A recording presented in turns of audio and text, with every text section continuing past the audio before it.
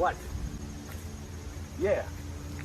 No, I'm behaving myself. No, I'm not playing in abandoned buildings. What? Again? Now, I suppose you had those people follow me again. Fine. Hey, this is Jimmy Farrow from Monty and the Pharaoh, and I want to thank all our subscribers. We have now passed 14,000 on our YouTube channel. But I want to ask our subscribers to take the next step for us and become a full-fledged member of Monty and the Pharaoh. Yeah, that's right, folks. There's 3 different levels to choose from. There's free shirts, there's free autographs. Just check it out and become a member of Long Island's #1 pro wrestling broadcast, Monty and the Pharaoh. Later.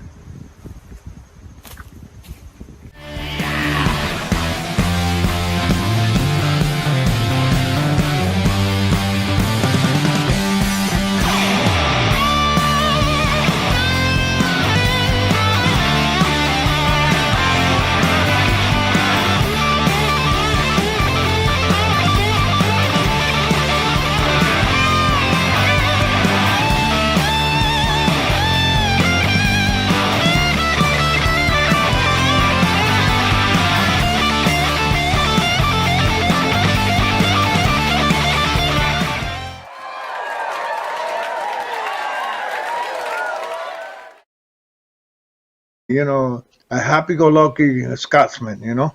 They left us too soon. That's for sure. Johnny, how about Eddie Mansfield? You came across him in California. Were you pissed off Eddie at him Mansfield was in California. like so many When I was in others with the 77, when I went back, 2020. when I went back in 77, again for Vince to fix the bridge, he was there, and then him and I stay in the same hotel, in the same room, the same suite, you know, together. Until I was there for a couple of weeks, and he was with me, and that's where I met him, and I introduced him to a girl in Brooklyn that was friends with my wife. Her sister was friends with my wife from school and everything, and he wound up getting married with this girl. So that's how far I go back with him. How about his 2020? And then the rest is When history, you because revealed- it was the only time connection. After that, I ever talked to him again, because he's a Floridian, and I guess that's where he lives and that's where he's at. Were you angry with him Were you revealing angry with trade him secrets revealing in the trade business? secrets in the business? No, I never. That shit doesn't bother me. Okay. That bullshit about secret. What kind of secret? Look at today. Vince says it was entertainment. So can I say this, and I don't want to be offensive, but I never found Eddie Mansfield to be a good worker. Was he a good worker? Because Look. You're a gentleman and a scholar. You're a gentleman and scholar that says the truth, and the truth is the truth. Yes, you're right. He's what you call Lame. a makeup star. You know what I mean? Gotcha. right. Gotcha. He's Gotcha. he's okay guy, but he's okay guy, but he has he's a redneck from I don't know, I guess Florida, and sometimes he doesn't have no class, you know, in the sense of how he is. So me, I had no problem with the guy. I mean, we stayed together for a couple of weeks, and then he walked. He's a wannabe superstar. You know what I'm saying? Can I ask you that? There is no fault on that. Everybody wants to be a superstar, but Right. there is such a thing as character, you know. But he always claims that he used to sell out arenas. And I never found him to be that guy. Did he sell out arenas? He's gonna sell out his ass. You know, so, I mean, I don't want to talk about the guy. You fair. brought him up, but whatever he says about arenas and sell out, maybe he sold out some arena. You know, there's arenas that hold 2,000 people, and if they put you over as a main event, you sell them out. I have done that. I work with Roddy Piper up in Massachusetts, where we work in a high spot, and I forget the name of the town. The place was packed, and then the whole idea was for me to work with him, And then when he puts on the sleeper behind me, like the D. David Schultz walks in, supposed to knock him from the back, and we're supposed to come back on the dang. Another, the place was sold out. I never brag about it, and it was with me. So if they put me with Backlund, and the place is sold out. So then I sold out. It wasn't Madison Square Garden, but you're looking at maybe 9,000, 10,000 people in the arena. So that's a sellout. But I never brag about or sell out. They put you there, you sell out because you're a worker. And then you got the champion and the guy that is such. And then they work an angle. And Dr. D's supposed to come in and hit him from behind. And then we're supposed to come back in the tag or some kind of shit that they did. Somebody walk in the ring at the same time. This shit never happened because some fan jump in the ring after Dr. D, and we have to beat the hell out of him before we forgot about the whole setup. Oh man! And the second match never happened. Who the hell's going after Dr. So you see, sure you could work in some town and sell out and talk about it, and why not? He's got the right to say whatever he wants. Probably he did, and probably he didn't. Right. I can't say anything because I have no idea. I mean, we saw I was in Puerto Rico being the super medic, remember? Yeah. Tag team champions. And then we sold out the stadium, the baseball stadium. Gotcha. Me and Jose Estrada against the Invaders and all those guys. Well, let me explain something to you. We're not the only one. When they have a stadium like that, they have Tommy, Dick, and Harry in the card. But yet we're the main eventers, so we could say we sold out. But how can we sell out? Well, we got other people in the card.